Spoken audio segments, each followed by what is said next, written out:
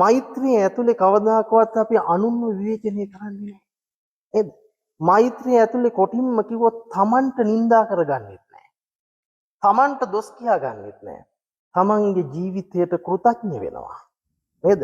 තමන්ගේ ජීවිතය සැපවන්ත වෙන්න ඕන, සුවපත් වෙන්න ඕන, නිරෝගී වෙන්න ඕන කියලා ප්‍රාර්ථනා කරනවා.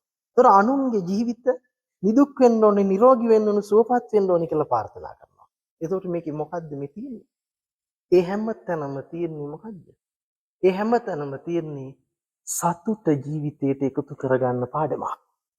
එතකොට අපි බලන්න ඕන ජීවිතේට මේ වෙලාවේ අපි ඉන්නේ කලකිරුණු නැති සතුටෙන් පිරිච්ච මානසික මට්ටමක නම් අනිවාර්යෙන්ම අපේ අනාගත හීනය අපි බලාපොරොත්තු වෙන හීන ලෝකය සතුටෙන් පිරිච්ච සුවදායක තැනක් බවට පත් වෙනවා.